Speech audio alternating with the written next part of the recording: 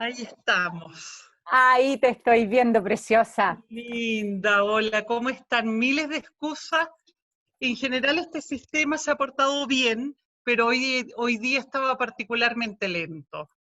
Yo les estaba contando que te estás conectando desde un lugar remoto, así que tenemos que ser pacientes con las dificultades de la naturaleza, que son parte de, ¿no? Así que Por cierto.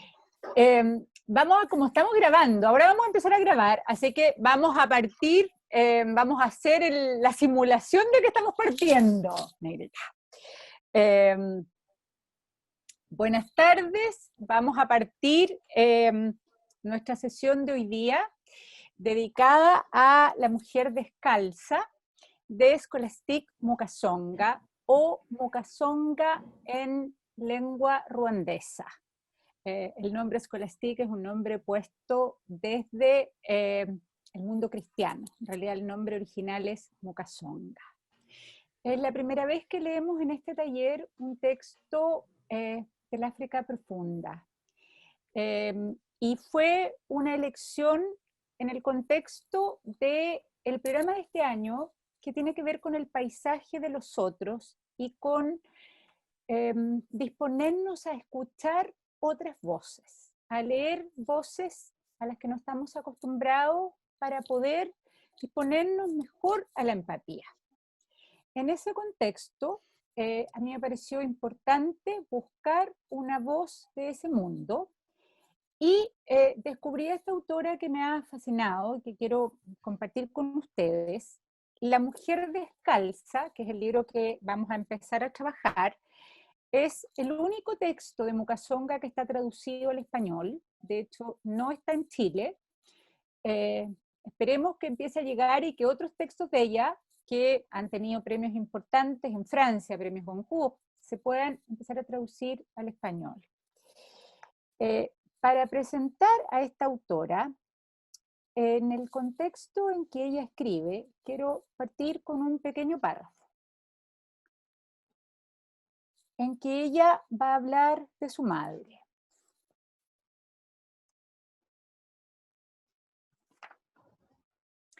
Nos decía con una voz que no le conocíamos, que parecía venida de otro mundo y nos colmaba de angustia.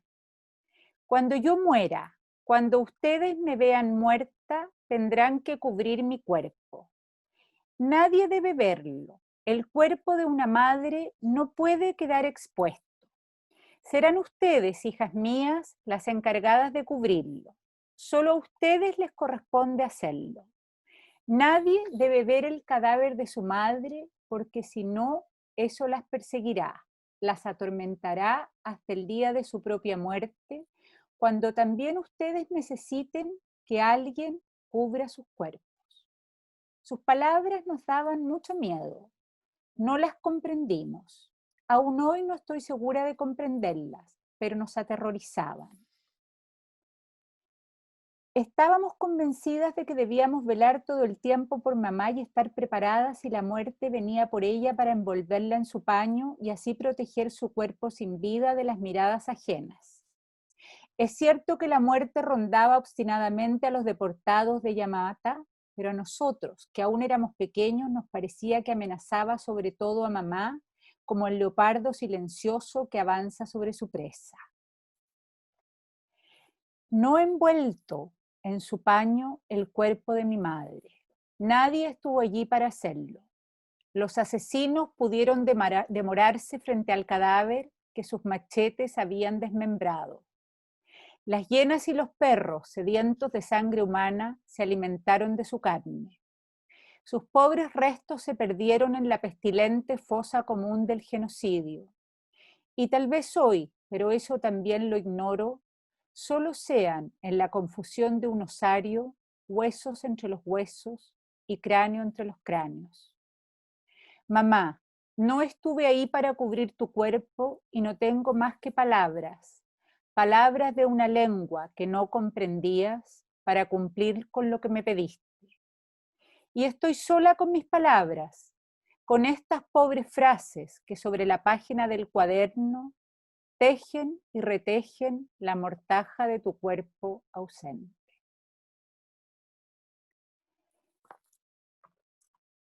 con este epitafio es que Mukasonga comienza el duelo por la muerte de su madre asesinada junto a toda su familia en el genocidio de Ruanda. Por eso es que para iniciar este texto, yo no quise hacerlo sola, quise hacerlo de la mano de una invitada. Y tengo el honor de que nos acompañe hoy día una persona, una mujer a la que yo quiero y admiro profundamente. Estoy hablando de la profesora Nancy Yáñez, doctora en Derecho, directora del Centro de Derechos Humanos de la Facultad de Derecho de la Universidad de Chile, que ha dedicado su vida al estudio, al trabajo, a la investigación y a la defensa de los derechos humanos y al trabajo en relación a los pueblos indígenas, cofundadora del Observatorio de Pueblos Indígenas, porque creo que para iluminar la entrada a este texto, para pensar en algo tan tremendo, pero tan vivo como el genocidio, y cómo además en este caso el genocidio toma, ¿no es cierto?, a dos pueblos, o a un pueblo dividido en dos, en este caso las minorías Hutu y Tutsi, no había nadie que se me pudiera venir a la mente como mejor que esta maravillosa mujer que es Nancy Yáñez. Así que bienvenida a nuestro taller y muchas gracias por el privilegio, querida Nancy, de poder escucharte.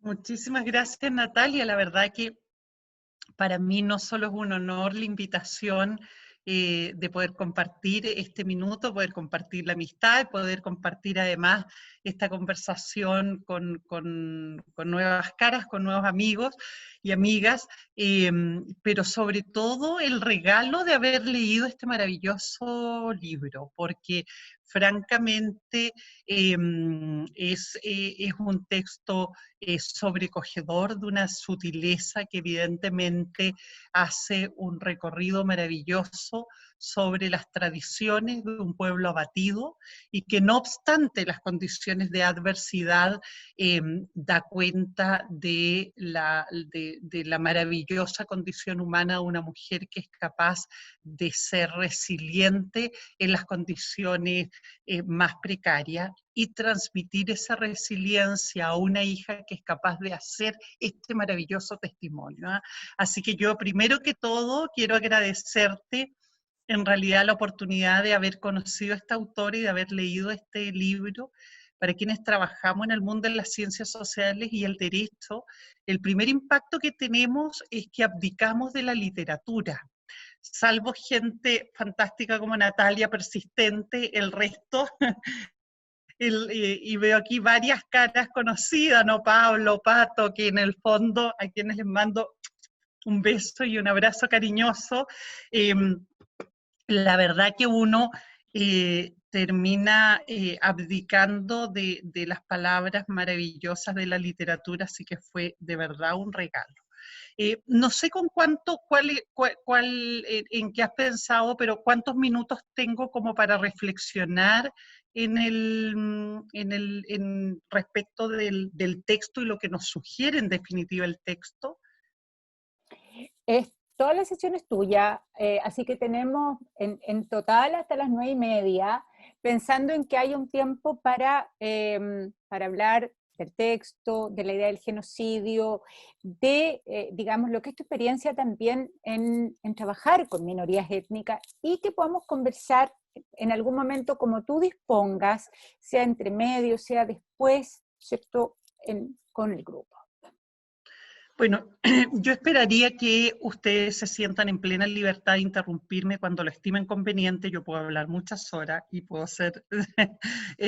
entonces, por favor, hagamos de esto una conversación, porque me surgen varios temas. La verdad que yo no voy a hablar sobre el texto en particular, ni mucho menos sobre la calidad literaria del texto. Me parece que eso, sin lugar a dudas, es algo que puede hacer más propiamente Natalia y ustedes como parte del taller.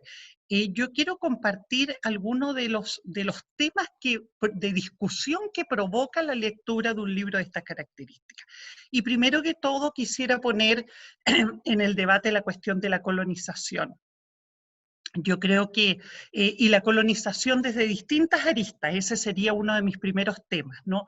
La primera arista de la colonización tiene que ver sobre el impacto directo de lo que tradicionalmente llamamos nosotros colonización y que tiene que ver con el impacto que genera la dominación de un pueblo respecto de otro, que finalmente ejerce en definitiva el control político y restringe hasta la negación el derecho que tienen los pueblos a la autodeterminación y por lo tanto a controlar sus proyectos de vida y sus destinos civilizatorios. Yo creo que lo primero que nos muestra en definitiva este texto es el impacto que genera efectivamente la colonización, y que en el caso en particular demuestra de modo muy claro el efecto que la colonización y los procesos de independencia han tenido lugar en África y a qué intereses han respondido, ¿no? Yo diría que lo primero que surge es evidentemente el colonizador es miope a la realidad cultural sobre la cual ejerce el control colonial. Y evidentemente es miope a las guerras intestinas que ahí se puedan haber generado y provoca o las utiliza en función de la hegemonía del ejercicio de su poder. Nosotros evidentemente aquí estamos en presencia de dos pueblos que no obstante compartir un mismo origen étnico, que no es tan claro en definitiva las diferencias étnicas entre este pueblo, en la práctica probablemente producto de su asentamiento territorial, un grupo deriva en actividades vinculadas más bien a la ganadería silvopastoril y por lo tanto desarrolla prácticas que suponen una relación con el territorio que se traducen básicamente en una ocupación más bien expansionista, porque evidentemente los pueblos con economía ganadera son pueblos que generan procesos de ocupación territorial de tipo expansionista, ¿no? Porque requieren de amplios espacios territoriales precisamente para garantizar el desarrollo de la agricultura. Mientras más territorio puedan en definitiva ocupar, mejores condiciones tienen para el desarrollo de sus actividades productivas. Y de aquí viene la tensión que podríamos decir más bien histórica entre los Hutu y los Tutsi, ¿no? Porque mientras los Tutsi eran ganaderos, los Hutu eran un pueblo agricultor y por lo tanto sedentario, y por cierto que las actividades silvopastoriles o ganaderas de los Tutsi conspiraban finalmente con las actividades agrícolas de los Hutu, y eso evidentemente explica de alguna manera los problemas étnicos de antigua data en ese territorio, que en definitiva el conquistador no solo no los ve ni considera en definitiva estas circunstancias, sino que por el contrario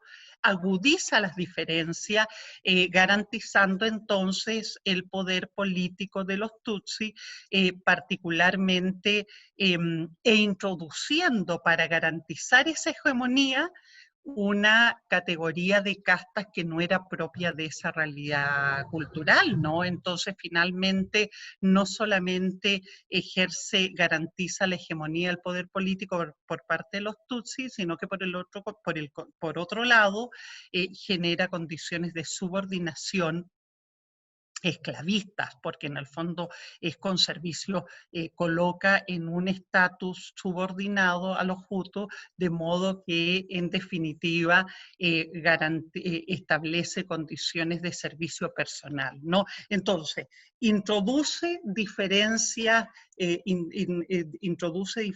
sociales que en definitiva generan condiciones de discriminación y afectan claramente la dignidad de la mayoría de la población que está representada precisamente por ese grupo étnico, que en el proceso de independencia finalmente cobra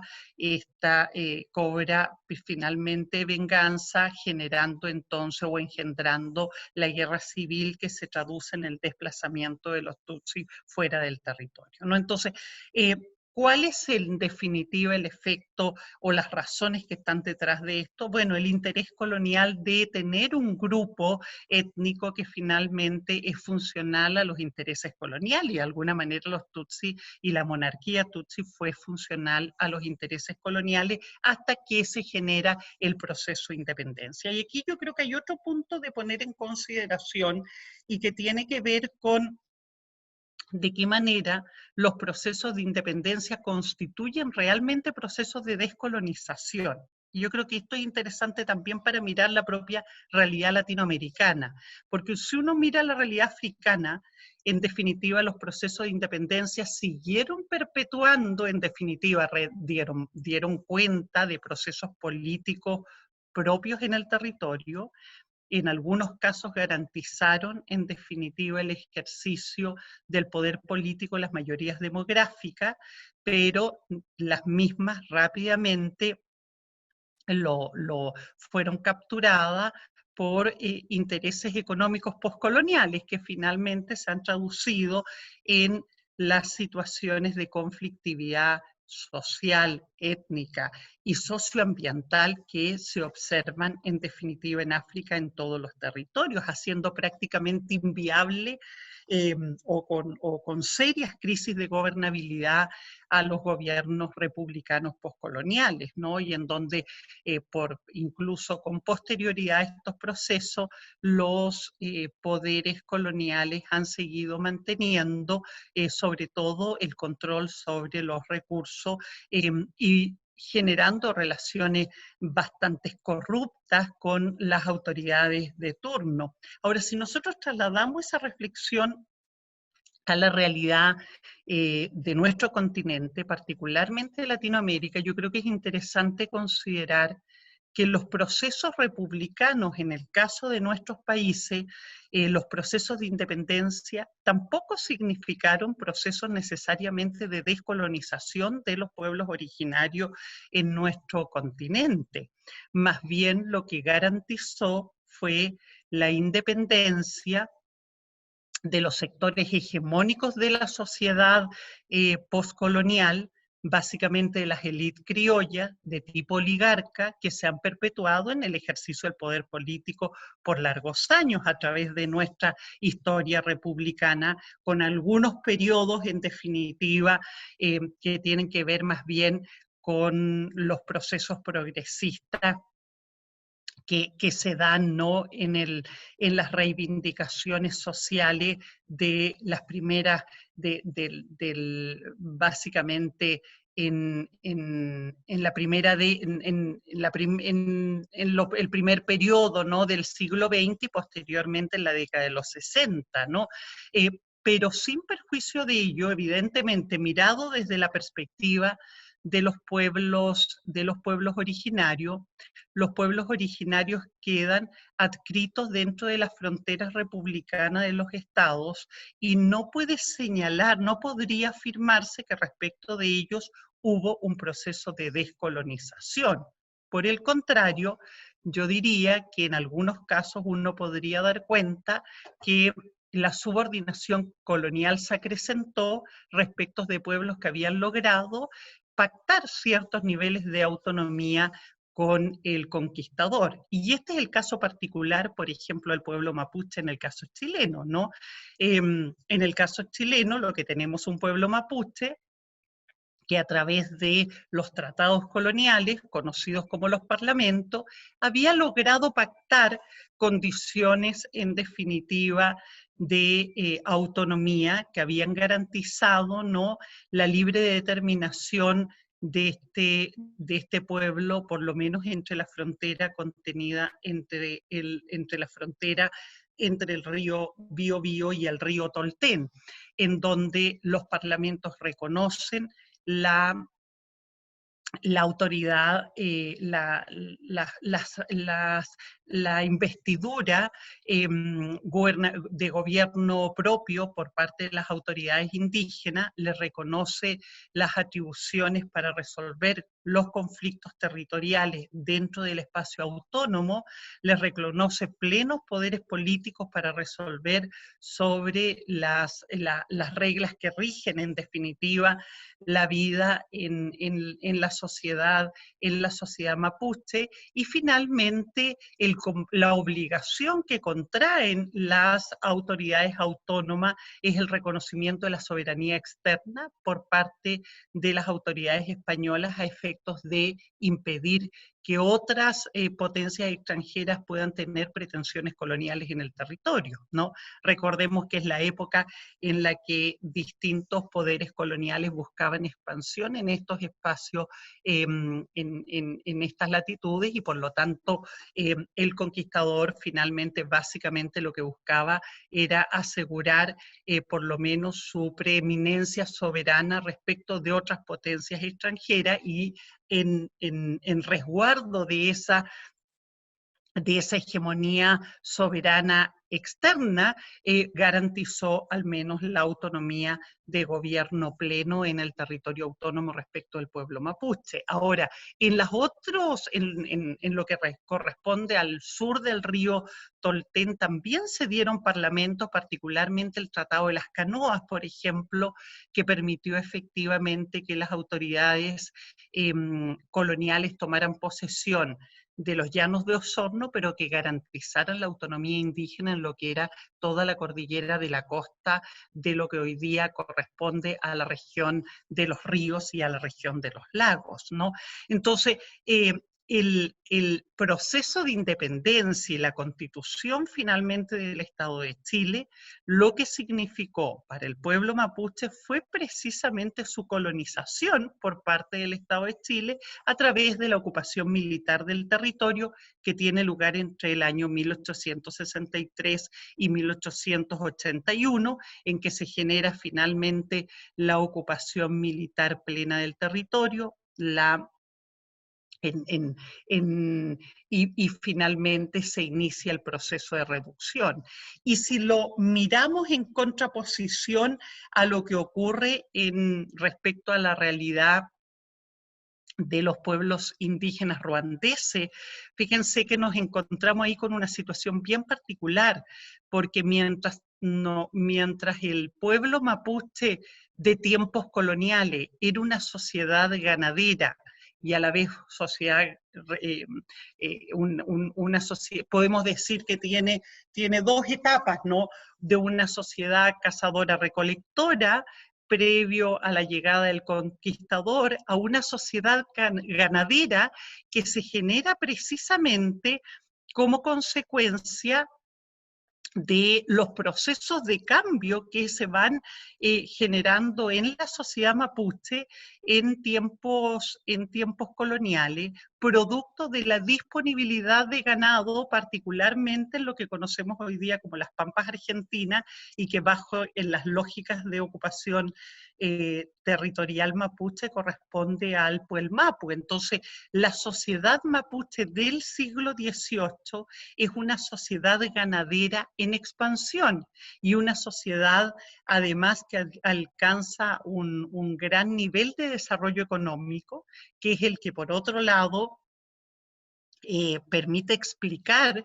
el por qué se suscriben en definitiva estos tratados con el conquistador, precisamente porque el pueblo mapuche logra controlar gran cantidad de cabezas de ganado, permite proveer de productos derivados del ganado como carne, como textiles, también aperos, que en la época son súper relevantes precisamente para proveer de insumo a las minas de Potosí, que es donde se concentra gran parte del desarrollo económico colonial del siglo XVIII. Entonces, una época de un gran florecimiento para el pueblo mapuche, y en donde, en definitiva, las condiciones que se pactan en los parlamentos favorece precisamente el mercado colonial y le da entonces a la Capitanía General del Reino de Chile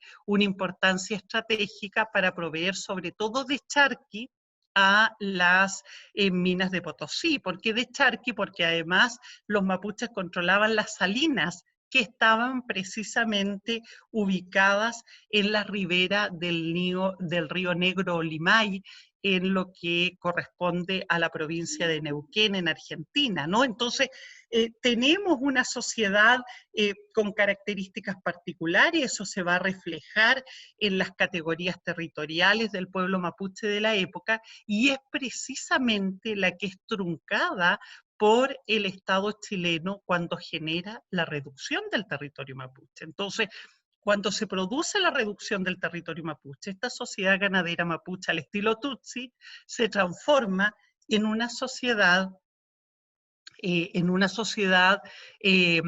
minifundiaria dedicada básicamente a la agricultura de subsistencia, porque el proceso de reducción adjudica al pueblo mapuche le adjudica en definitiva tierras que en la época tenían un promedio de 6 hectáreas por familia. Podemos imaginarnos que con la calidad que tiene la tierra en la Araucanía, una tierra de secano, no es posible pensar en un gran desarrollo económico para el pueblo mapuche. Por lo tanto, la cuestión de la pobreza mapuche no es una cuestión estructural de la sociedad mapuche, sino que finalmente lo que se genera precisamente como consecuencia de la imposición de un modelo minifundiario por parte del Estado de Chile en el proceso de reducción. Entonces, eh, los poderes coloniales, en definitiva, van ejerciendo, van subordinando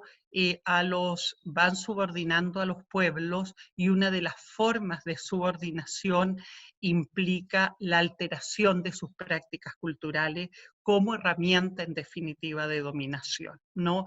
Y es aquí donde uno puede incluso también pensar en cómo desde Ruanda efectivamente estamos en presencia de un genocidio en cuanto constituye un acto de una masacre sin precedentes, ¿no?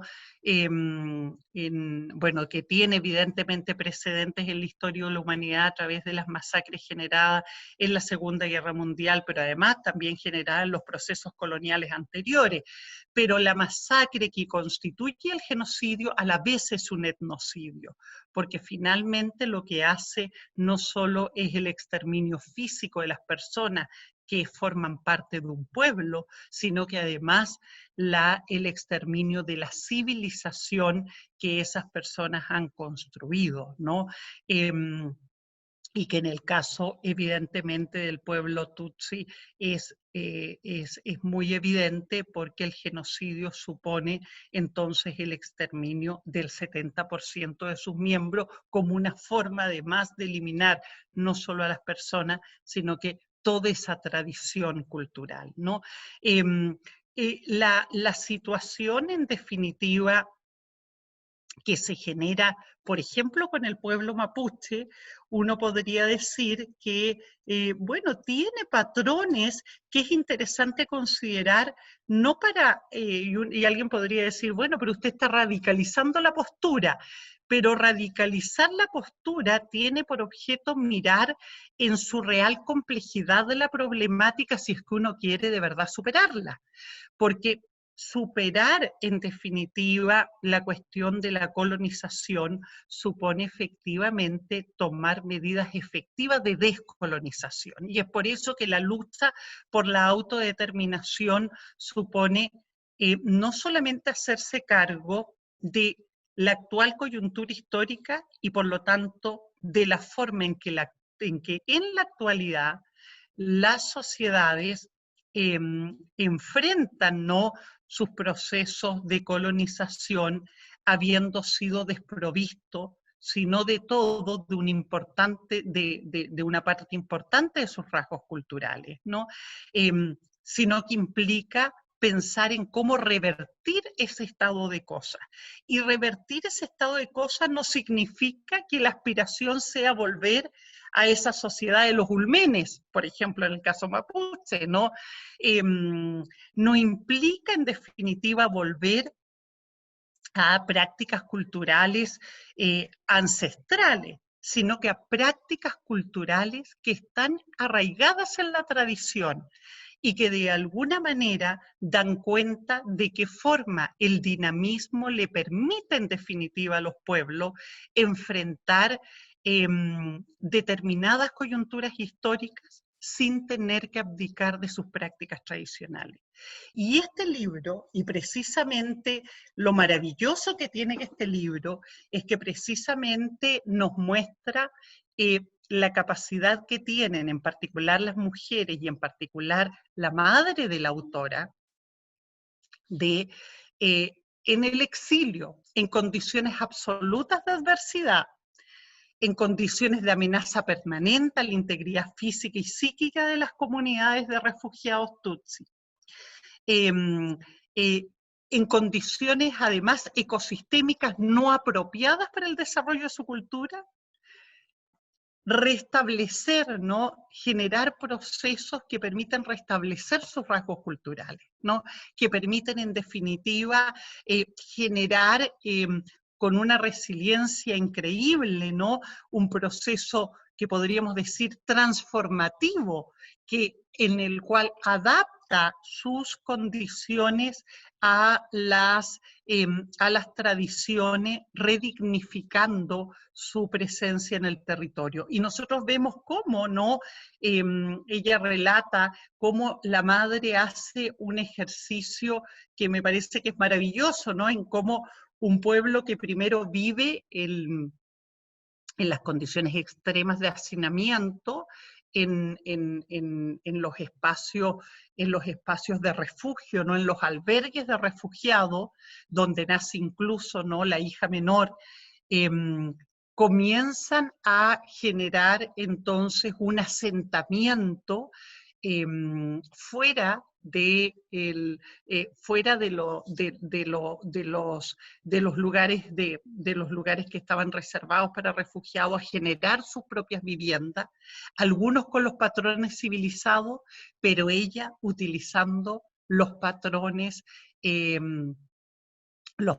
ancestrales para restablecer en su vivienda circular un sitio donde pueda convivir con los espíritus y por lo tanto pueda convivir con los ancestros y pueda convivir con la tradición.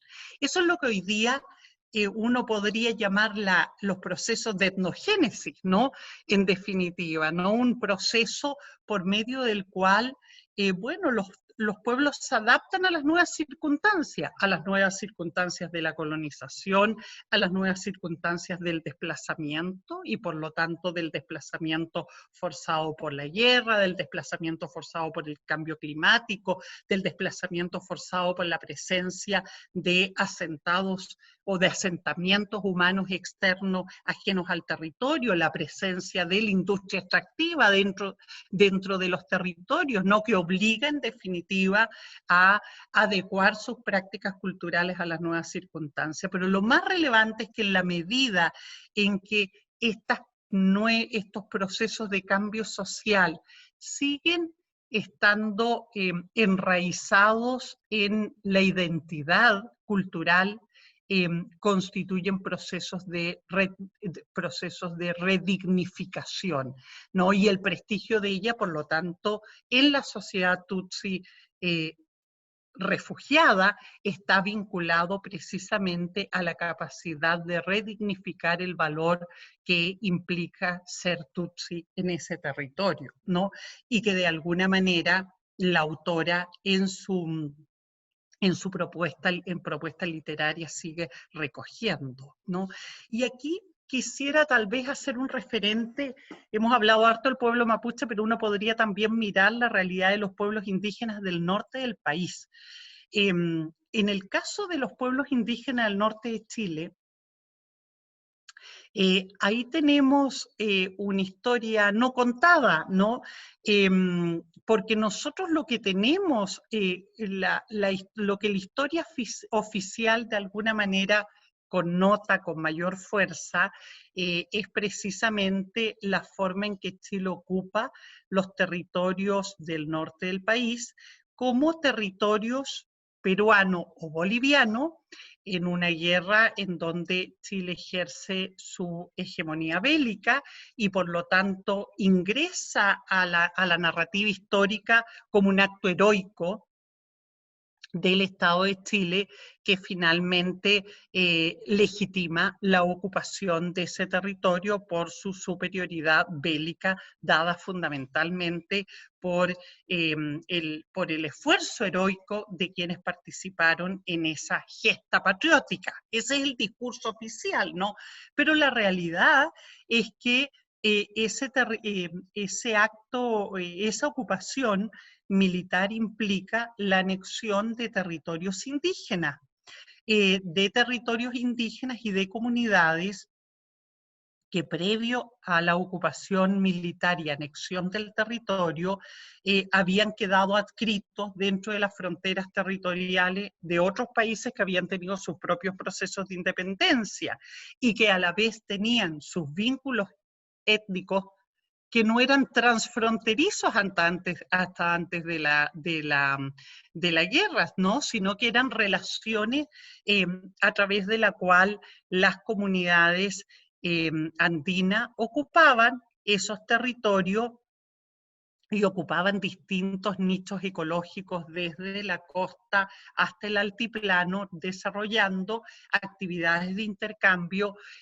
fundamentalmente a través de las caravanas que habían permitido, tanto en la época del Tiahuanaco como en la época del Tahuantinsuyo, finalmente los intercambios culturales que han tenido lugar en ese territorio y en donde florecieron culturas vinculadas a la tradición aymara, culturas vinculadas a la tradición quechua y culturas vinculadas a la tradición de los señoríos Kunza o atacameños, pero también tradiciones que podríamos decir de hibridación en este proceso de intercambio y que hoy día conocemos como las comunidades Coya, pero también el pueblo diaguita, un pueblo de antigua data según los primeros relatos coloniales, y pueblo que para la mayoría de nosotros fue declarado extinto por Villalobos y Encina, ¿no? O sea, nosotros cuando estudiamos historia, estudiamos que el pueblo diaguita estaba extinto.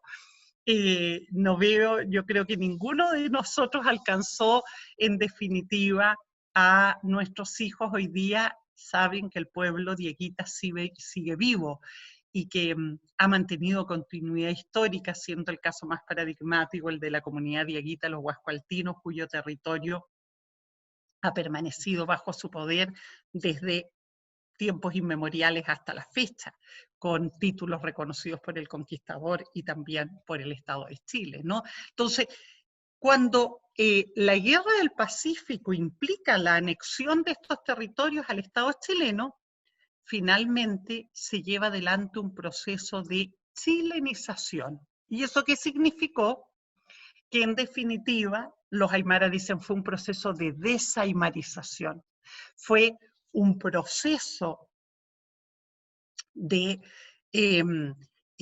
prohibición absoluta, no de prohibición relativa, de prohibición absoluta de que las comunidades del norte del país practiquen su cultura. Y se les prohibió el uso de la lengua, se les prohibió el uso de la vestimenta, y se estigmatizó sus prácticas culturales como antipatriotas, homologándolas como prácticas barbáricas, vinculadas a países que estaban menos desarrollados en el proceso civilizatorio republicano, como era Bolivia y Perú, cuestión que sigue manteniéndose en nuestro imaginario nacional, en donde estimamos que este Estado nacional funda precisamente su éxito de gobernabilidad en su homogeneidad cultural no indígenas, más que de alguna manera se reproducen a imagen y semejanza de los ancestros europeos que han configurado nuestro identitario nacional, cuestión que está absolutamente alejada de la realidad si uno mira esta sociedad en clave de colonización, ¿no? Pero fíjense que incluso, bueno, esto significó, el proceso de chilenización fue súper complejo, no solamente para los pueblos indígenas, también lo fue para las comunidades de afrodescendientes que habitaban estos territorios y que habían llegado a estos territorios como esclavos, ¿no? Chile dice, bueno, en Chile no habían esclavos. En Chile habían esclavos, o sea, claro, si Chile llega hasta Arica, había muchos esclavos en Arica. Y había muchos esclavos en Arica porque Arica era un polo de desarrollo, producto de que de ahí se embarcaban, en definitiva, las riquezas a las minas que se generaban en las minas de Potosí al resto del mundo, básicamente Europa, ¿no? Y tal era la demanda de esclavos en ese territorio que se creó una fábrica de esclavos en Utah. Entonces, en el Valle de Utah había una fábrica de esclavos donde habían varios esclavos cimarrones, es decir, esclavos hombres productores que engendraban hijos esclavos en vientres de mujeres esclavas y que fueron esclavos nacidos en Chile. Los descendientes de esos esclavos hoy día constituyen el pueblo afrochileno y el año 2018 fueron reconocidos como pueblo tribal afrochileno por la legislación nacional. Y en la actualidad están demandando un escaño reservado en el proceso constituyente chileno. Y han tenido mucha oposición, incluso de los pueblos indígenas, ¿no? Entonces, cuando nosotros miramos, en definitiva, las diferencias, y uno dice, bueno, pero ¿cómo dos pueblos tan cercanos étnicamente, como los Tutsi y los Hutu, terminan en este tipo de guerras intestinas? Luego, ¿cómo se genera el genocidio en estas circunstancias? Bueno, la violencia, en definitiva, interétnica, y la intolerancia es lamentablemente un flagelo de la especie humana, del que tenemos que hacernos cargo y que la democracia obliga a superar. Y para superarlo, en definitiva, el Estado que se dice democrático tiene que asumir entonces un compromiso con la igualdad y la dignidad en derecho de todas las personas y de todos los pueblos. Y por lo tanto, evidentemente, en el caso hoy día, precisamente, yo creo que este debate ha permitido incluso sensibilizar, pero ha tenido que ser un trabajo de sensibilización, no solamente de las élites políticas, sino que además de los pueblos indígenas que ven con desconfianza el que otro pueblo pueda demandar un espacio de deliberación si es que este espacio de deliberación puede conspirar contra las pequeñas conquistas que en una sociedad de discriminación los pueblos tienen y aspiran. Entonces, la gran preocupación, en definitiva, de los pueblos indígenas es que la emergencia de otro pueblo, como el pueblo afrochileno, finalmente les pueda disputar la representación política que han logrado en definitiva conquistar en el marco de la deliberación constituyente o que puedan llegar a conquistar en el marco de la deliberación constituyente, pero evidentemente en un escenario de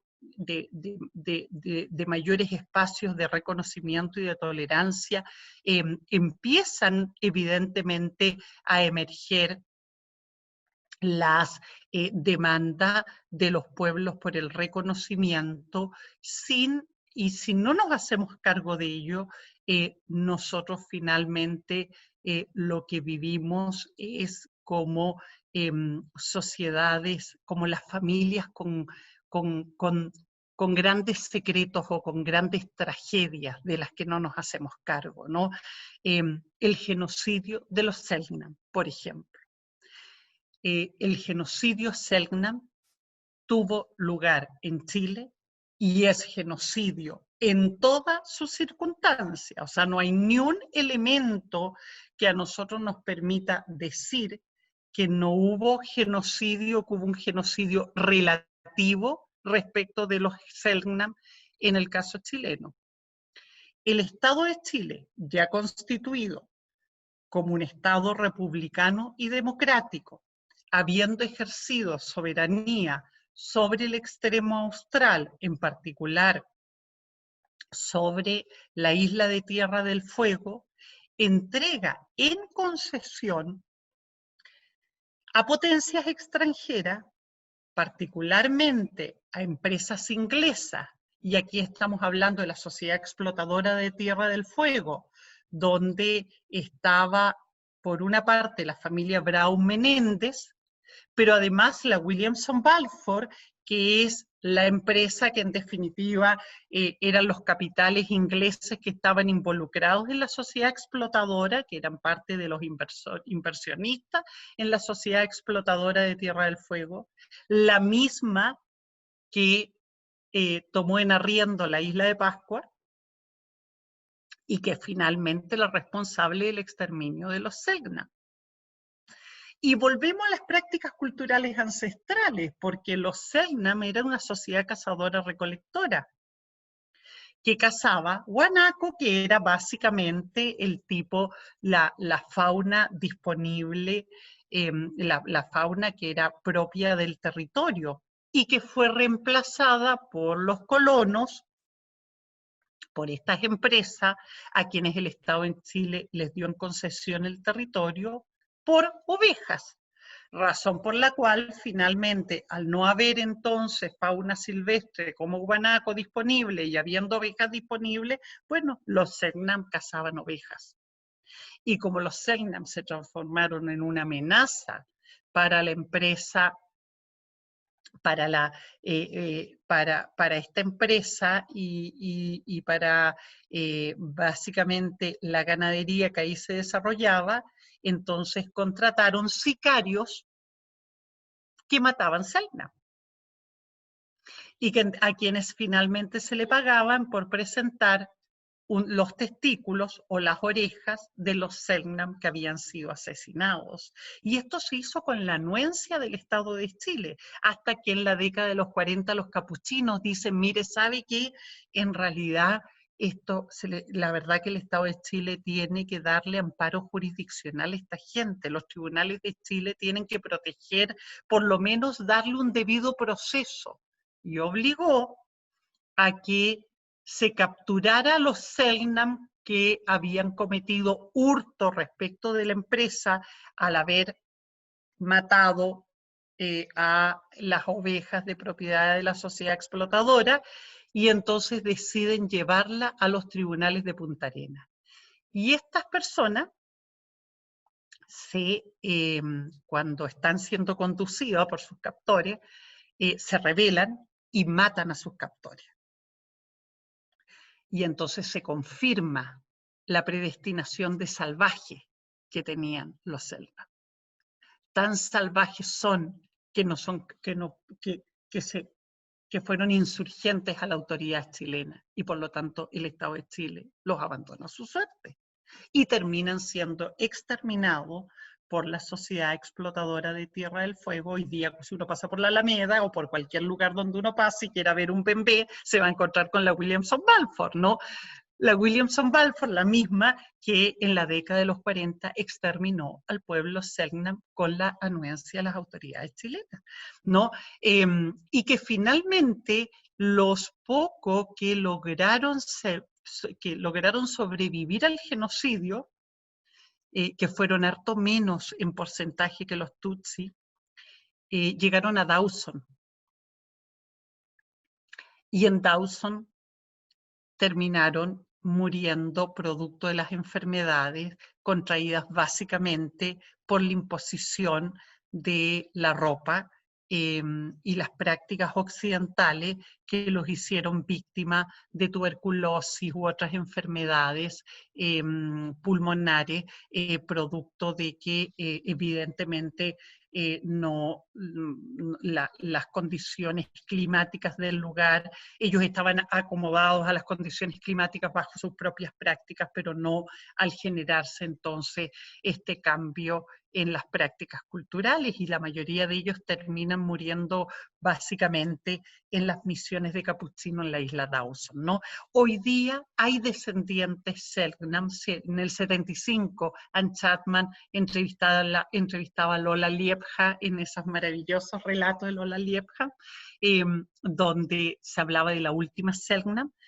Bueno, hoy día hay descendientes de los Selknam, tanto de Argentina como de Chile, que reivindican su reconocimiento en definitiva como pueblo. En la misma época el pueblo Rapa Nui era esclavo. El pueblo Rapa Nui obtiene su carta de ciudadanía recién en la década de los 60. O sea, estamos dando cuenta de un pueblo que en definitiva, bajo la misma entidad y con la anuencia del Estado de Chile, es finalmente sometido a servicios personales sin que haya a su favor sin que efectivamente gocen de las garantías o de la Carta de Ciudadanía que los chilenos gozaban en la segunda mitad del siglo XX. Y digo en la segunda mitad del siglo XX porque hasta antes de los 40, en realidad la Carta de Ciudadanía era solo para los hombres con propiedad que supieran leer y escribir, ¿no? Hasta antes de la Constitución del 25, en realidad, la verdad que era una sociedad patriarcal oligarca, absolutamente, ¿no? Entonces, me parece que, bueno, finalmente estos elementos son relevantes a efectos de poder comprender en toda su complejidad la problemática de los conflictos étnicos en los territorios, de la forma en que las distintas, valga la redundancia, las distintas formas, los distintos modelos, la forma en que los distintos modelos de colonialismo finalmente agudizan estos procesos de subordinación, y los mecanismos, en definitiva, hoy día de superación, mirados desde la perspectiva del derecho, van en dos grandes líneas. Una es el proceso de descolonización propiamente tal. Naciones Unidas reservó el proceso de descolonización, es decir, la posibilidad de definir el estatus político, incorporando en la deliberación del derecho en el ejercicio del derecho a la libre determinación la categoría de independencia, libre asociación o integración como un acto autónomo de los pueblos que se ejerce plebiscitariamente a los pueblos sometidos a poderes coloniales de ultramar. Una categoría que impuso la comunidad internacional fundamentalmente para salvaguardar la integridad territorial de los estados nacionales que constituyen la comunidad internacional. En consecuencia, solo reconoció la posibilidad de independencia a pueblos sometidos a colonización por poderes metropolitanos de ultramar. Así es como se descoloniza África y así es como se descoloniza Asia y la Polinesia, con las problemáticas que hemos venido observando y que son claramente evidentes en Asia, en África, y evidentemente, más que en Polinesia, diría yo, ¿no? Pero en África y en Asia, precisamente porque esos procesos no consideraron la plurinacionalidad de esos territorios, ¿no? Ahora, en el caso chileno, el pueblo que tiene condición de pueblo bajo colonización, bajo colonización, y por lo tanto que podría eventualmente aspirar a un proceso de descolonización, es precisamente el pueblo Rapa Nui. Y ha hecho algunos intentos en el sistema de Naciones Unidas ante el Comité de Descolonización. Cuando el pueblo Rapa Nui, en la línea en que ha ido avanzando el pueblo Rapa Nui hacia la descolonización, ha tomado como referente algunos de los modelos polinésicos, particularmente el modelo de las Islas Cook, que es un modelo de libre asociación, en donde la aspiración no es la independencia, sino que un proceso importante de autonomía política territorial, pero bajo pero en un estatus de libre asociación, en el caso de las Islas Cook con Nueva Zelanda, el pueblo Rapa Nui ha manifestado eso como parte de sus aspiraciones respecto del Estado de Chile. Los pueblos indígenas que han quedado dentro de las fronteras continentales de estados republicanos hoy día han buscado la autodeterminación bajo los acomodos institucionales que ofrece los derechos humanos, y particularmente el decálogo específico de derechos de pueblos indígenas que establece el Convenio 169 y la Declaración Universal de Derechos de los Pueblos Indígenas. Y ese es el marco normativo con el cual los pueblos indígenas están luchando en todo el mundo para que se les reconozca distintos niveles de autonomía en el marco de los estados republicanos. Yo, para cerrar, quiero poner sobre la mesa, ¿no?, que lo que tenemos es una comunidad global en donde, constituida por 193 estados que conforman el sistema de Naciones Unidas, y 5.000 grupos étnicos diferenciados dentro de esos estados. Por lo tanto, prácticamente no hay ningún estado en el mundo que sea monocultural. Todos los estados son plurinacionales y por lo tanto, evidentemente, cual más o cual menos, evidencia problemáticas de esta naturaleza, y los arreglos institucionales son de distintos órdenes.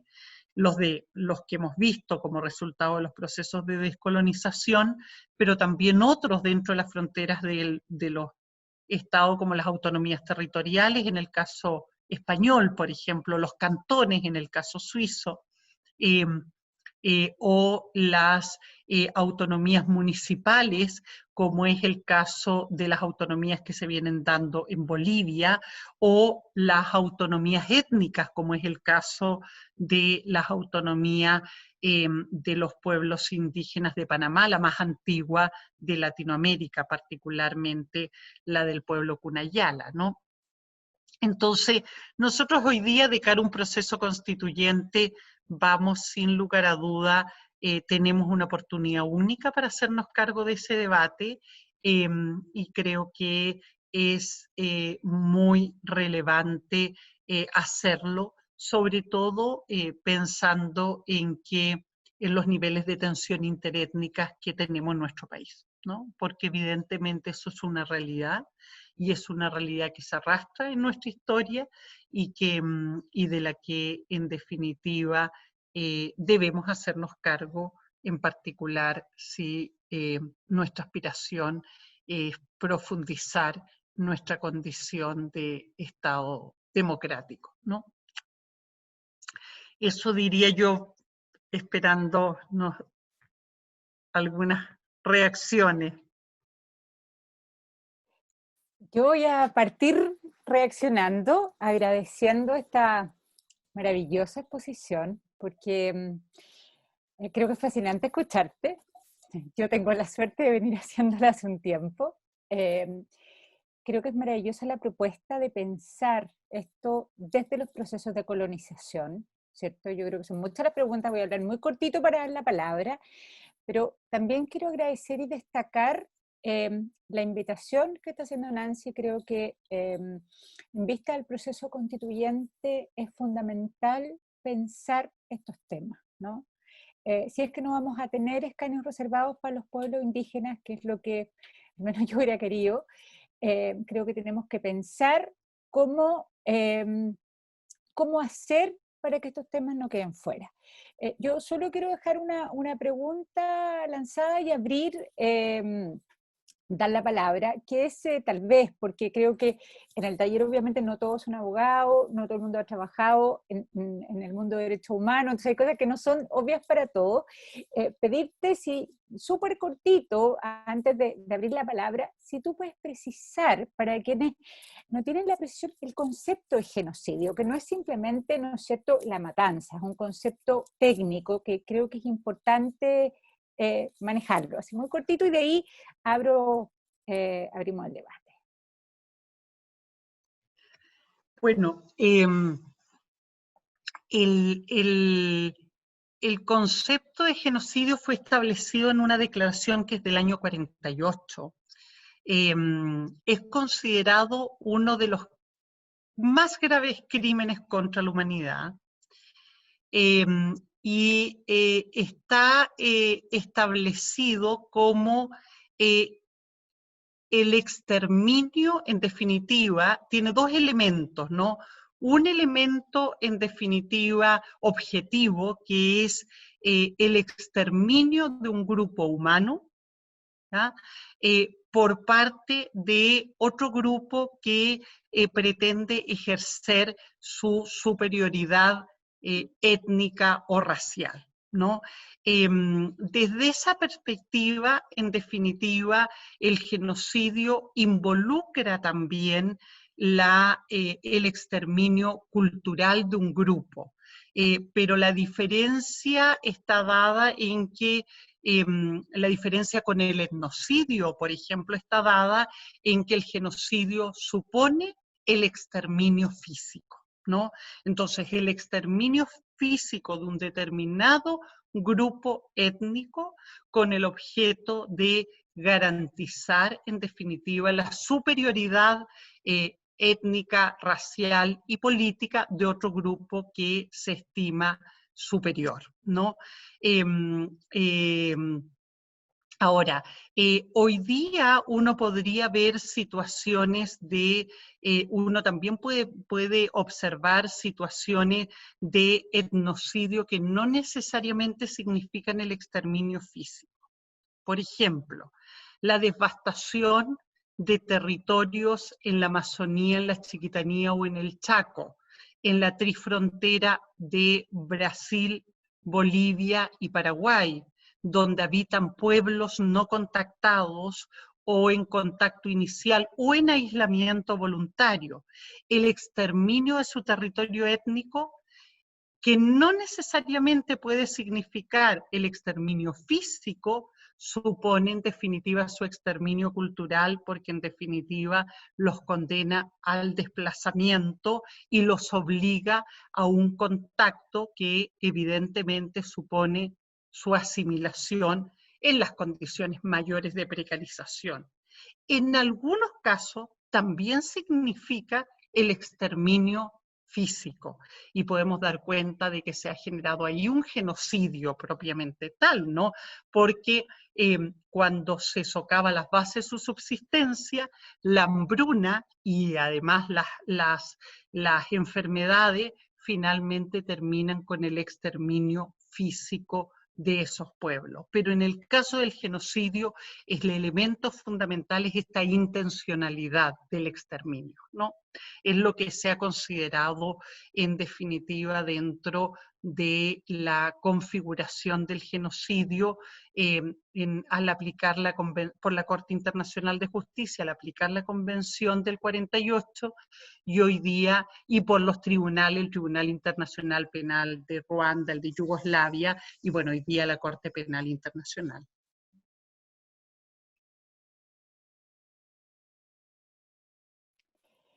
Abro al diálogo, a las preguntas, aprovechando a esta maravillosa expositora que tenemos.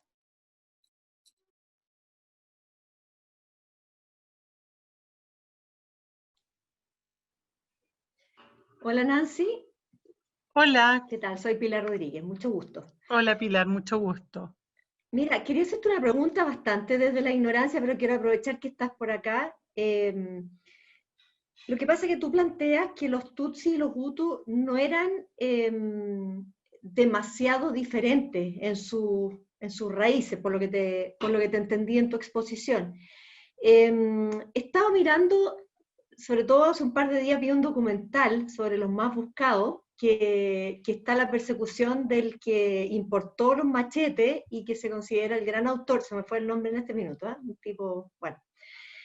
Pero lo que no me quedó claro era cómo se distinguen o cuáles son los elementos para que sepa un pueblo del otro quién era Tutsi y quién era Hutu, porque yo lo que se veía ahí era que les pedían como una especie de carné, pero no sé si eso te identifica con tu etnia o porque, por eso, desde la ignorancia del extranjero, no se veían físicamente como rasgos ni vestuarios que fuesen muy diferentes unos de otros. Entonces, ¿cómo se da esta separación como artificial para dar origen a este genocidio tan terrible?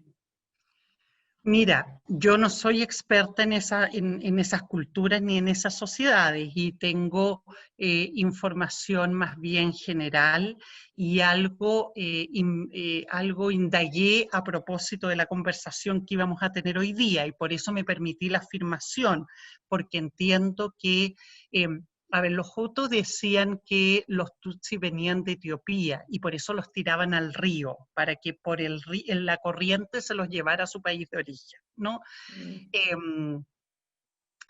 Se decía entonces que mientras los Tutsi venían de Etiopía, los Hutus eran de origen pigmeo.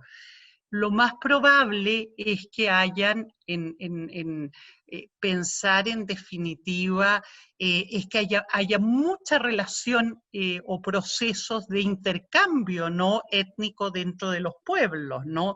Que hacen que en definitiva pensar en categorías étnicas muy diferenciadas cuando han compartido en definitiva un territorio uno podría eventualmente pensar que en términos de un origen, que no hayan grandes diferencias, es súper complejo hablar de diferencias raciales, más bien de lo que se habla son de diferencias étnicas. Mi impresión es que las diferencias se pueden haber dado, y esto es una hipótesis, por lo tanto sería parte de una investigación antropológica, en definitiva, que las diferencias se dan por el tipo de asentamiento humano y su relación con el territorio correspondiente, y que desarrolló por una parte una sociedad ganadera y por la otra una sociedad sedentaria de tipo agrícola que empezaron a disputar el territorio, ¿no? Esto esto es una situación que es una situación de común ocurrencia, ¿ya? De común ocurrencia. A mí recientemente me tocó actuar de perita, por ejemplo, en un caso ante la Corte Interamericana de Derechos Humanos, que en un caso que se llama Asociaciones Indígenas La Cajonat con Argentina. Y el primer gran punto es quiénes son las asociaciones indígenas La Cajonat, porque son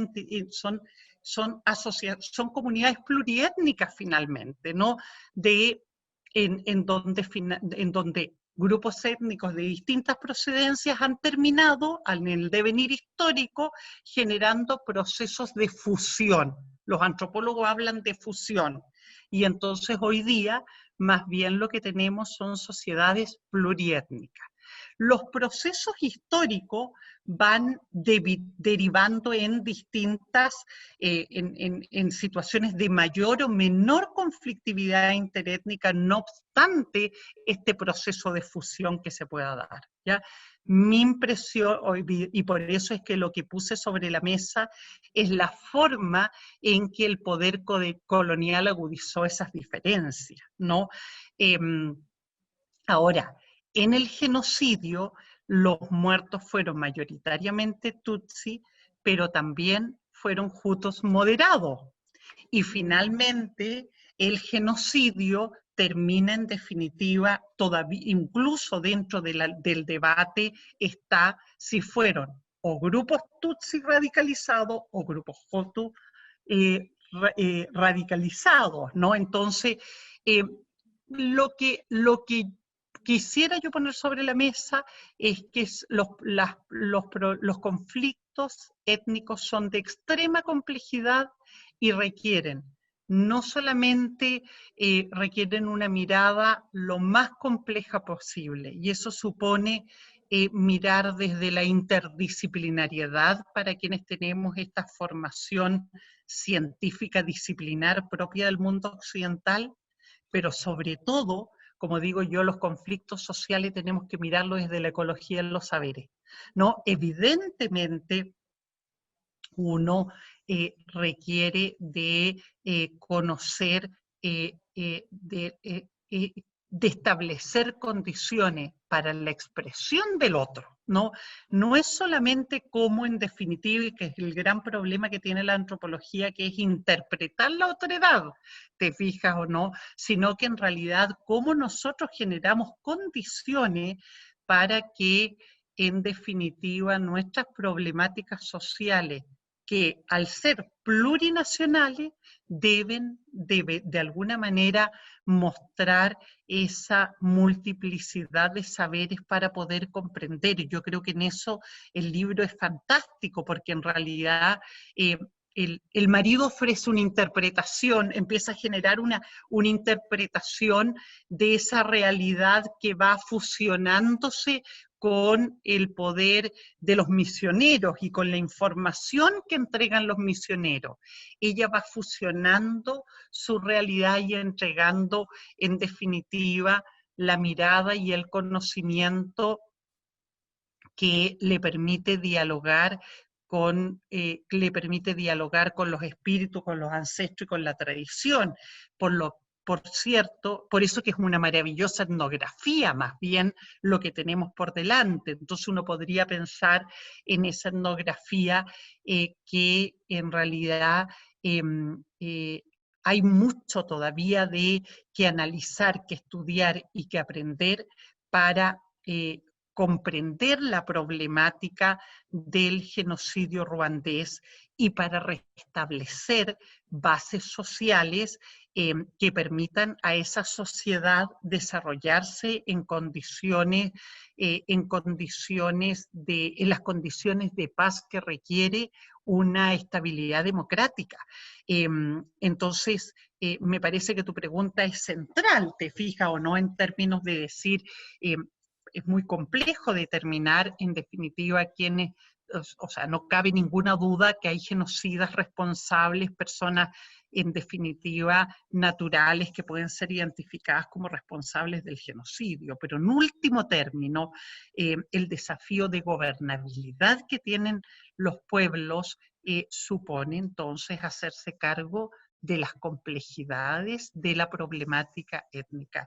Y yo creo que esta es una de tremenda complejidad en donde estos procesos, en donde, como tú bien dices, no está, en donde a lo mejor hay determinados elementos hoy día que dicen, bueno, ¿qué es ser Tutsi? ¿Te fijas o no?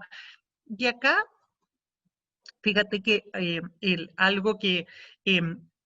por ejemplo, ¿no? La CONADI te dice, te entrega un certificado y te dice quién es indígena en Chile, ¿no? Y si tú no tienes ese certificado, no puedes postular a subsidios estatales. Por mucho tiempo, cuando los dieguitas estaban extintos, a los dieguitas se les daba certificado de colla, porque collas son los fantasmas de la cordillera, ¿no? Son conocidos como los fantasmas de la cordillera. Y los fantasmas de la cordillera, los Colla, me acuerdo cuando empezamos a trabajar hace muchos años con un grupo de amigos con los que tengo una larga historia de trabajo en los Colla, uno de ellos preguntaba, entonces, ¿cuándo llegaron los Colla a un señor de apellido Ramos? Entonces dice, y hay un cuento, dice, mire, los Colla, entonces cantaba así, los collas llegaron ya, los collas llegaron a mediados del siglo XIX, precisamente con la imposición de la frontera, ¿no? Y los collas finalmente es un etnónimo que empieza a recorrer un proceso de fusión de pueblos que son un poco atacameños, que son un poco diaguitas, que son un poco los collas, y en realidad, ¿por qué collas? Porque son crianceros, porque son ganaderos, y porque la categoría de colla está vinculado al colla suyo, los del sur, y por lo tanto los que están en el extremo, ¿no? Los que quedan en las márgenes. Hoy día los collas son un pueblo, en Argentina mucho más consolidado y fuerte que en Chile, pero en el Collasuyo eran los que estaban en las márgenes. En la tradición atacameña, los collas son los menos civilizados, ¿no? Entonces, la categoría étnica tiene una significación muy particular en las culturas y la verdad que el gran desafío es poder comprender entonces esta realidad, ¿no? Y siempre recuerdo un caso, a mí me tocó hacer el informe que justificaba el reconocimiento de los diaguita como pueblo. Y entonces hicimos toda una reconstrucción histórica, y dentro de la reconstrucción histórica y etnográfica analizamos las actas parroquiales. Y en las actas parroquiales nos encontramos con que el primer matrimonio que se celebró en el Valle del Tránsito, en 1670, fue de un señor, era un matrimonio huenchicay, el matrimonio huenchicay. Ese fue el primer matrimonio del Valle del Tránsito, fue huenchicay. Entonces, levantamos toda la información y fuimos a la comunidad. Entonces le dijimos, mire, encontramos antecedentes de matrimonios celebrados en el año 1670 que decían, qué sé yo, el señor Huenchicay con la señora Campillay, entre paréntesis, indígena. Entonces, eso demuestra, en definitiva, la presencia antigua de los diaguitas en el territorio, porque el gentilicio ay implica, es diaguita, es de la lengua cacán. Y había un señor sentado como al final, y empezó a llorar ese señor cuando nosotros hablamos de eso. Y entonces se paró y dijo, yo quiero agradecerles porque usted me ha devuelto mi identidad. Y nosotros como que pensamos, perdón, entonces dice, sí, porque yo tengo un certificado indígena de mapuche. Porque cuando él fue a buscar su certificado a la CONADI, la encargada de la CONADI, mapuche, le dijo, no, le dijo, usted no es colla. Él pensaba que era dieguita, pero ese minuto los dieguitas estaban extintos. Entonces el certificado al que él podía aspirar era uno colla, que por lo menos son territorios colindantes.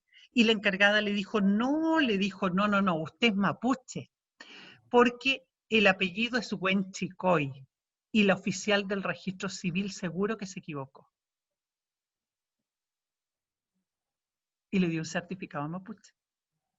Y por lo tanto el día en que él recuperó a sus ancestros Huenchicay, recuperó su identidad étnica, como dejó de ser un paria en su territorio.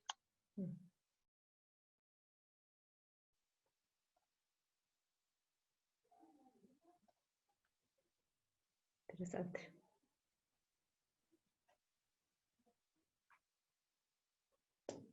Gracias, Nancy. De nada.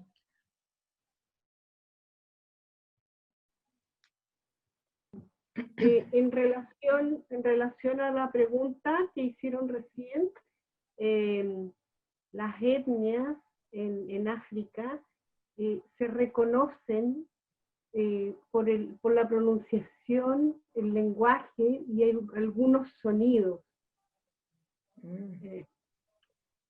Por ejemplo, los cosas hablan y hacen unos sonidos guturales. Entonces, no es solamente las costumbres, sino que es la manera de modular y de hablar que los distingue. Me imagino que eso es aplicable a Ruanda también. Yo estoy hablando de la parte sur, de Namibia, de Sudáfrica, pero me imagino que eso es aplicable. y entre ellos se distinguen muy bien. Eso es en relación a la pregunta que tú hacías. Gracias, Jenny. Y también algún fenotipo. Lo que es importante tener en consideración que todas las culturas son dinámicas. Y eso significa que una cultura no pierde su condición de tal por la modificación de uno o varios o incluso todos sus rasgos culturales.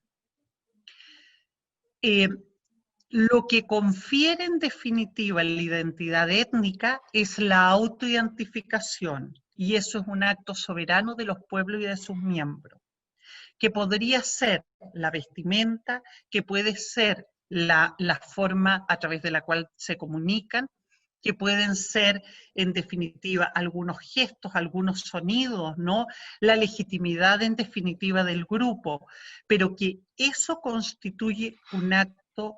Si hay algo que hace la base de la autodeterminación, es la membresía étnica, es definir quiénes son miembros del grupo, ¿no? Y por lo tanto, eso no es algo que se delegue en el Estado, ni en ninguna instancia externa que goce de legitimidad, o sea, no está, y esto es una cuestión, un desafío muy grande, sobre todo para la ciencia antropológica, que por muchos años fue la que en definitiva tuvo a su cargo el poder decodificar las culturas, ¿no? Hoy día, en definitiva, se entiende que la identidad étnica es un proceso soberano de los pueblos, quienes pueden definir su condición étnica y por lo tanto también la membresía étnica, quienes pertenecen o no pertenecen a un determinado pueblo, ¿no? Entonces, bien, como bien se decía acá, claro, pueden ser desde los sonidos, en el altiplano son el color del sombrero, por ejemplo, ¿no? El color del sombrero define o diferencia una comunidad respecto de otra, y ahí tenemos algunos elementos bien interesantes, porque en el fondo hoy día uno habla de comunidades aymara o de comunidades quechua, pero hay comunidades que son aymara quechua, ¿no? Que hablan ambas lenguas, y en donde la cuestión étnica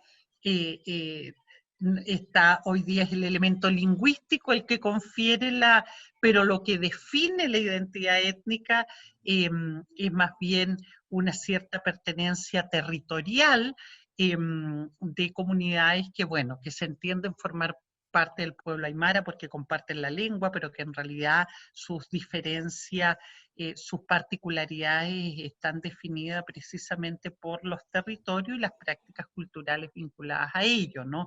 Entonces, yo creo que es muy importante tener en cuenta estos, el que las sociedades tradicionales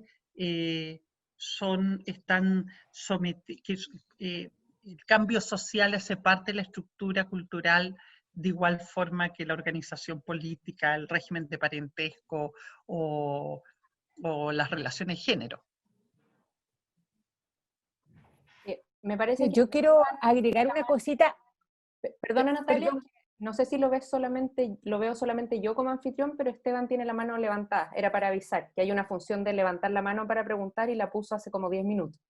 Sí, no, era solo para agregar una cosita a propósito de cerrar el tema de la diferencia entre las dos etnias, ¿no? Y un poco confirmando lo que dice la Nancy, porque se ha dicho harto que una de las diferencias era el fenotipo, ¿no es cierto? Que los tutsis son más altos y tienen la nariz más delgada, un poco parecido más al etíope, pero quería leer muy cortito un poco la respuesta que nos dio la propia autora, Mukasonga, a propósito de esto, diciendo, como escrito, ¿no es cierto?, los Hutu, los Tutsi y los Twa, que son otra etnia, no son etnias, dice ella, ni siquiera mucho menos razas, ¿no? Esto va a algo más profundo que la no existencia de las razas. Hablan la misma lengua, habitan los mismos territorios, participan de la misma cultura. Las diferencias son económicas. Los Tutsis son criadores, digamos, ganaderos. Los Hutu, estoy traduciendo, así que perdón, los Hutu, agricultores. En realidad, el personaje está hablando de otra novela de ella, que pongo, Nuestra Dama del Nilo, simboliza en realidad los fantasmas europeos de la colonización que han falsificado la historia de la cultura de Ruanda. Solo eso quería poner lo que es desde la perspectiva europeizante, para darle la palabra a Esteban, y aquí tenemos la voz del Perú, Nancy. A todos, hola Nancy, muchas gracias Hola, por Esteban, qué gusto. por la charla.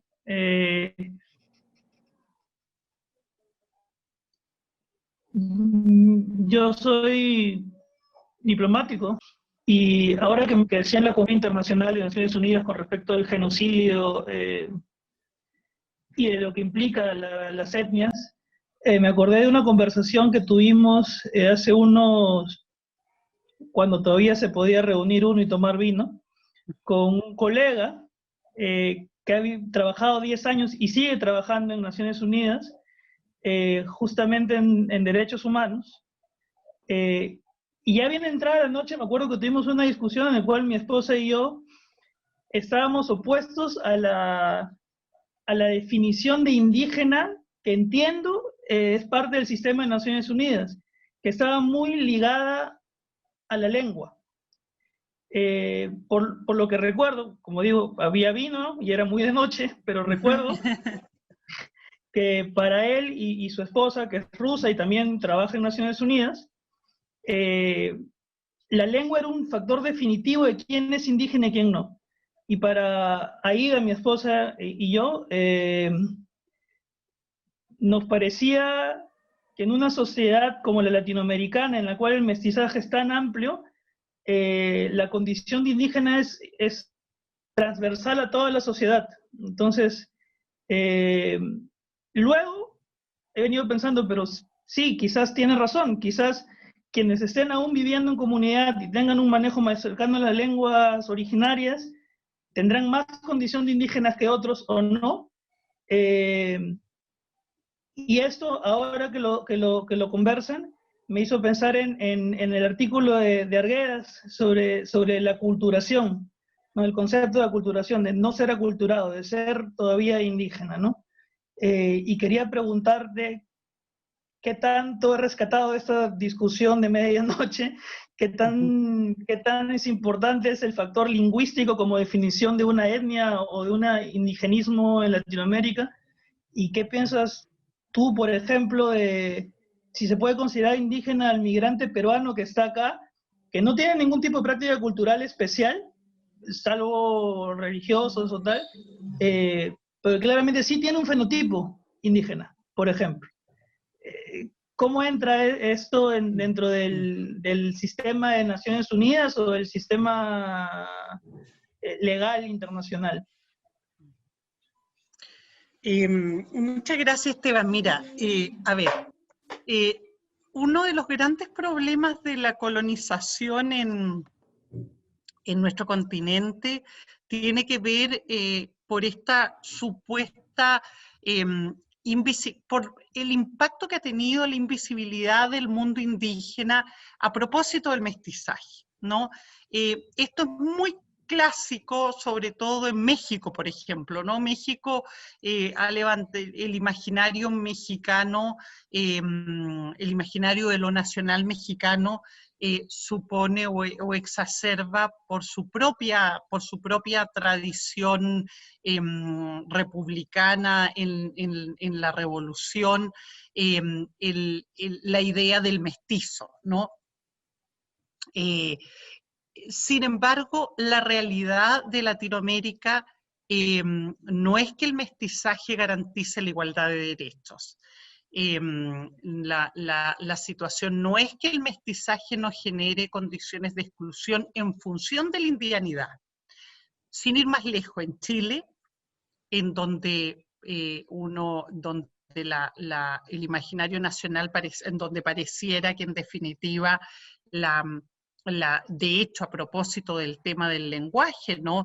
La mayoría de los pueblos indígenas, producto de los procesos que hemos señalado, han perdido parte importante de sus rasgos culturales, salvo el pueblo Rapa Nui, que ha estado en un proceso de recuperación, en definitiva, de su lengua, lo propio del pueblo mapuche, pero la mayoría de los pueblos han perdido dentro de ellos, efectivamente, ese rasgo, dentro de los rasgos culturales que han perdido, dentro de ello ha estado la lengua. Pero al mismo tiempo, una cuestión que ha sido muy clara es el proceso migratorio, sobre todo de zonas rurales a zonas urbanas. Por lo tanto, la cuestión indígena no tiene que ver con la campenización necesariamente de la cuestión indígena.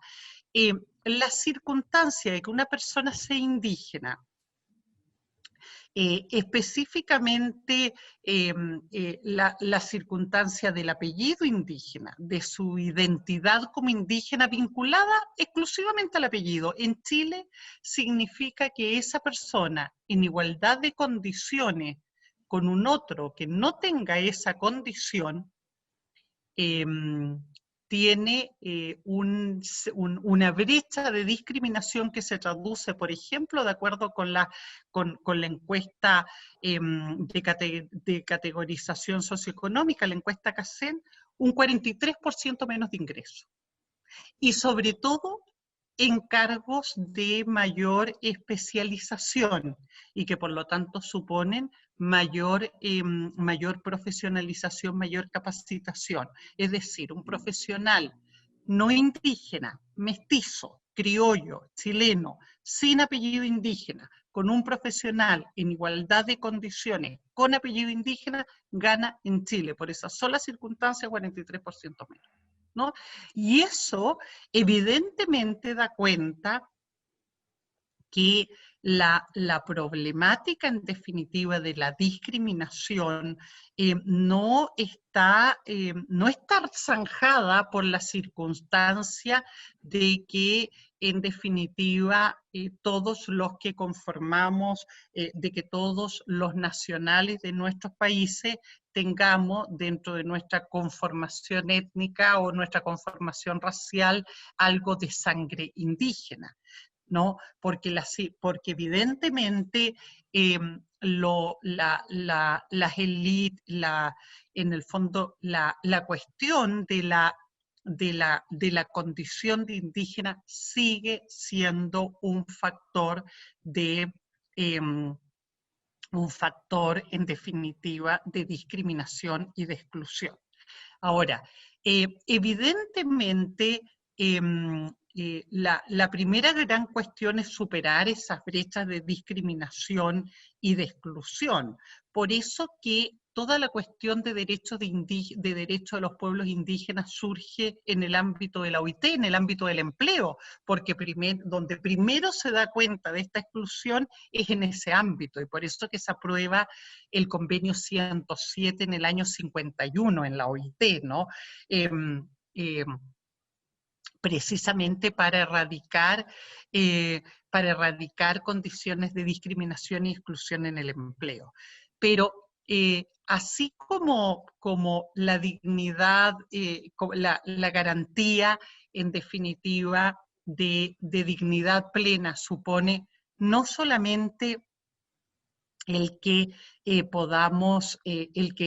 tengamos, no podemos pensar en que tenemos condiciones de igualdad y no discriminación si en definitiva nuestros referentes culturales no son respetados en igualdad de condiciones que otros referentes culturales.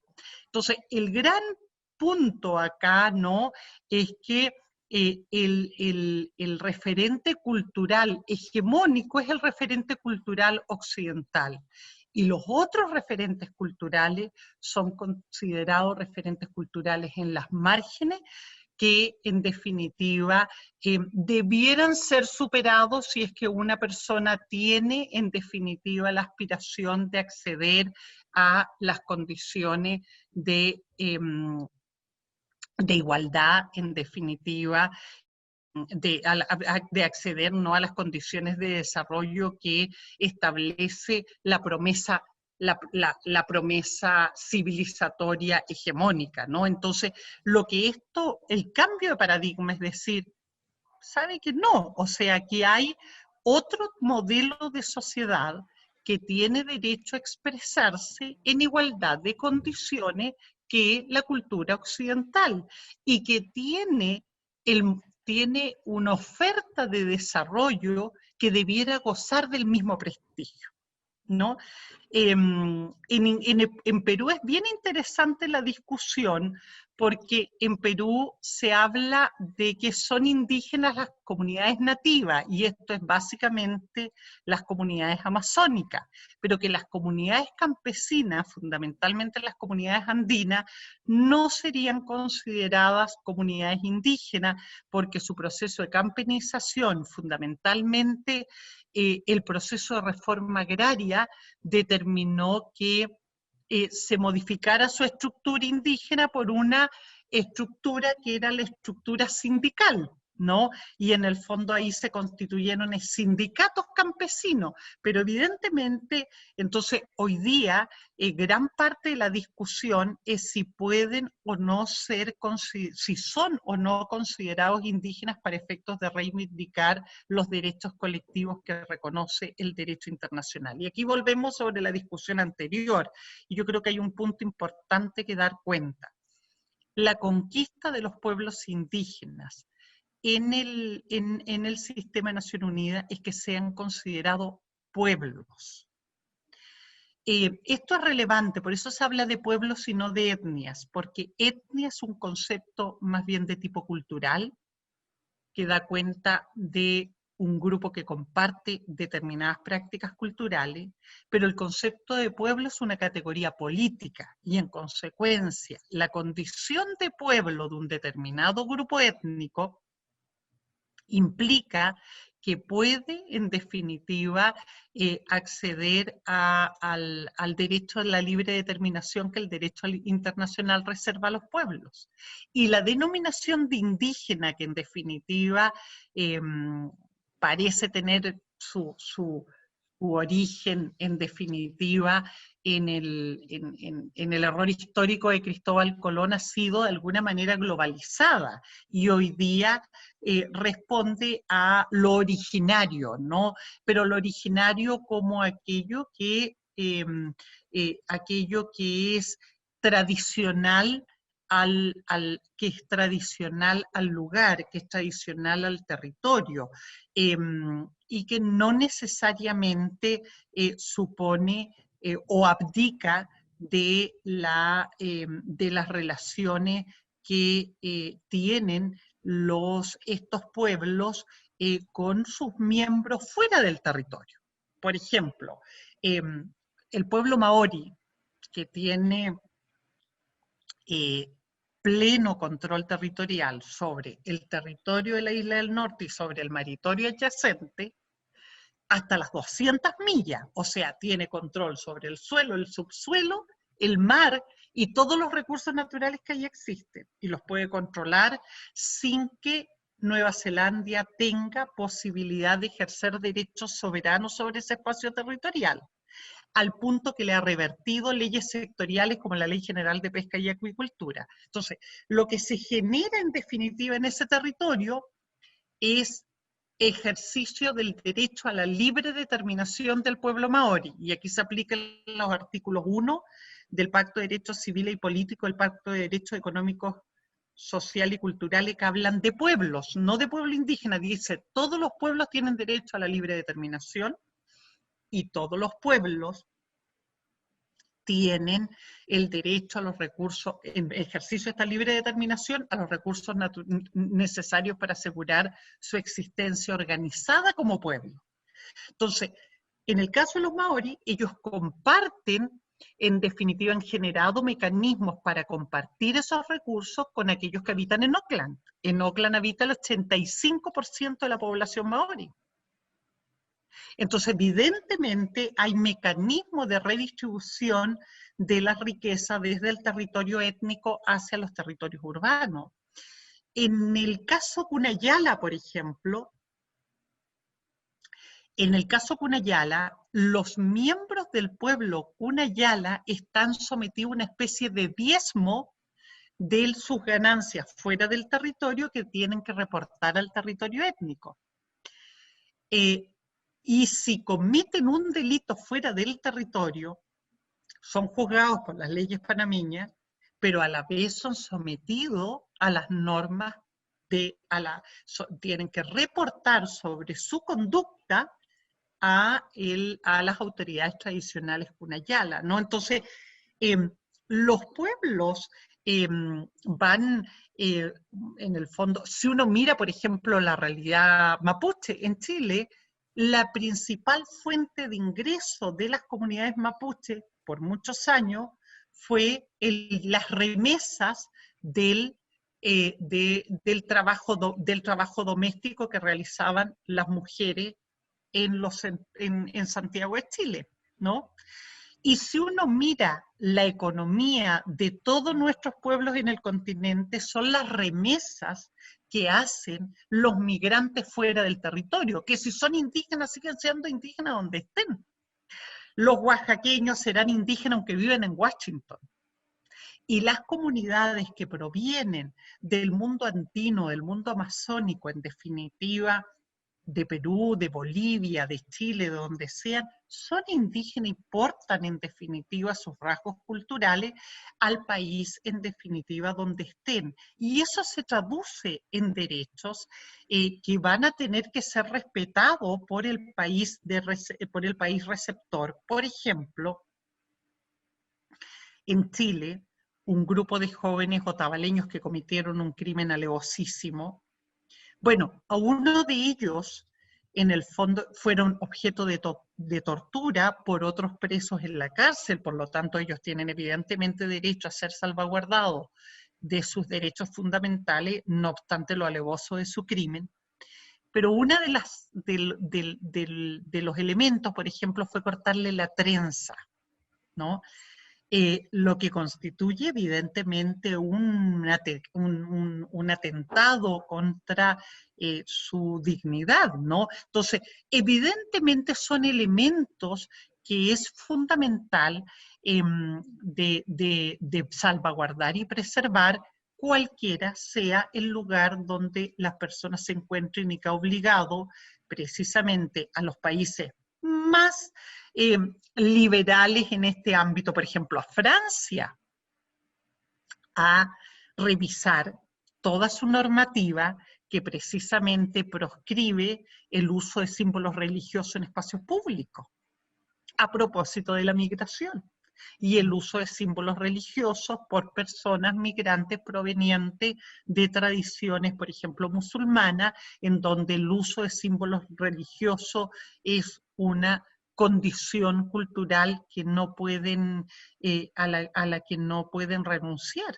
Y por lo tanto, fue necesario establecer una modificación a la Ley General de Educación que prohibía el uso de símbolos religiosos en los establecimientos educacionales en Francia, ¿no? Entonces, eso evidentemente también es aplicable en nuestros países y en nuestros territorios, y estamos en un momento muy efervescente también del ejercicio de las prácticas culturales que, claro, cuando además tu práctica cultural es solo objeto de discriminación, nadie explicita su práctica cultural. Pero cuando hay un ámbito social más propicio, también la emergencia de las prácticas culturales es mayor y en buena hora. Muchas gracias. A ti, Esteban. Mónica, estaré en la hora, así que la Mónica y cerramos. Vale. Te quiero felicitar, Nancy, porque la verdad es que por lo menos yo estoy así impactada con todo lo que nos planteaste. Creo que me reconozco completamente ignorante en el tema y te quería hablar justamente de eso, que tiene que ver con que finalmente, de alguna manera, uno el acercamiento que tuvo a la historia fue contada por los vencedores, digamos. Y por lo tanto hay muchas de las cosas que tú nos comentaste que a mí nunca nadie me las enseñó y quería saber un poco cómo desde el observatorio, desde el trabajo que haces tú, observas justamente el reconocimiento histórico que es fundamental para que esto de alguna manera avance para algún lado, porque si la gran mayoría de las personas que pasamos por la instrucción del escolar, digamos, y nunca nadie nos habla de algo como esto, es casi posible poder acordar, ver la importancia que tiene, y no sé si yo salí hace hartos años del colegio, no sé si tú ves algún avance en esa línea, en lo que pasa en Chile en particular. Te aprovecho a felicitar porque encontré increíble todo lo que comentas. Bueno, mira, la verdad, ayer inicié el segundo semestre del curso de antropología, de antropología jurídica en la facultad,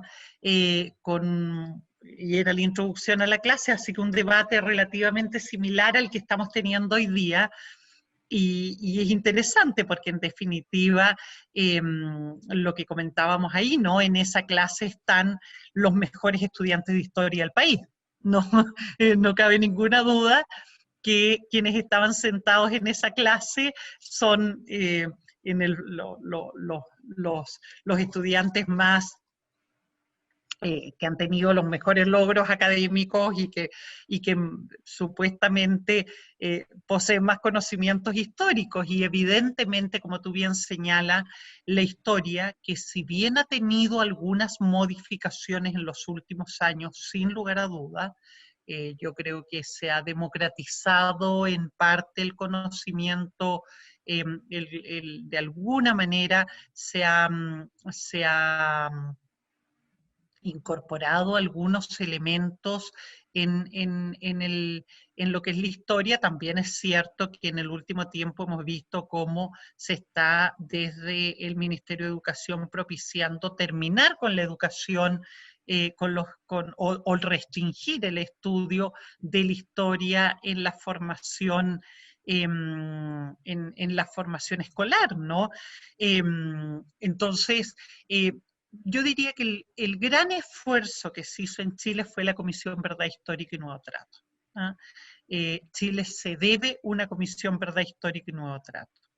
Y el gran resultado de la Comisión de Verdad Histórica y Nuevo Trato fue precisamente una historia pluriétnica, polifónica, en la medida en que concurrieron a escribir esa historia representantes de pueblos indígenas, gente de distintas formaciones disciplinares.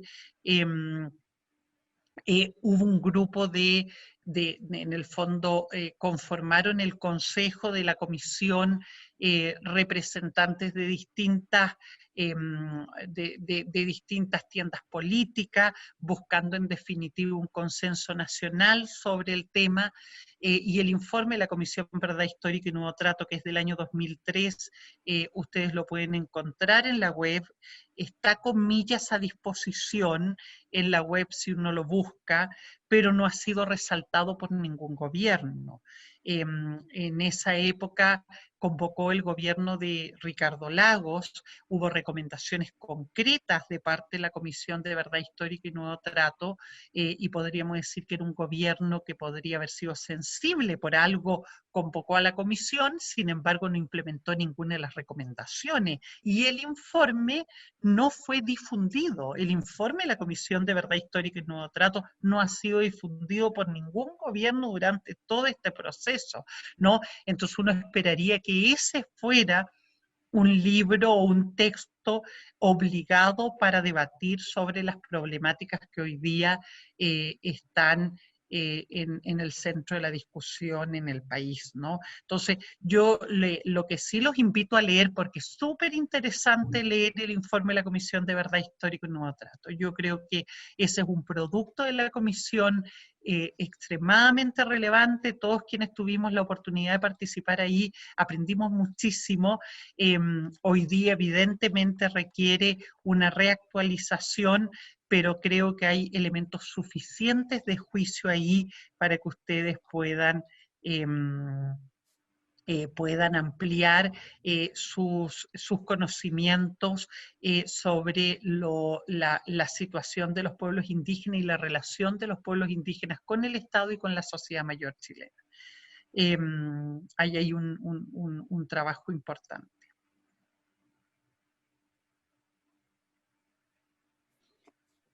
A leerlo, a prepararse, y no puedo sino agradecer infinitamente Ustedes. a Nancy. Ahora saben todos por qué les hablaba de mi admiración por ella, mi cariño entrañable. La Nancy fue la primera persona que yo conocí al entrar a la Escuela de Derecho. Escapamos juntas del mechoneo. Nos salvamos del mechoneo. Exactamente. Así que es una amiga de la vida, queridísima, pero además muy admirada. Y creo que ha sido maravilloso. Hemos compartido muchas cosas muy bonitas en la vida. Y espero que sigamos trabajando ahora para la nueva Constitución en estos temas que son tan importante. Gracias infinitas, Nancy querida, por iluminarnos esta entrada a la mujer descalza. Muchísimas gracias, de verdad que el cariño y la admiración es totalmente recíproca, tú lo sabes, Natalia.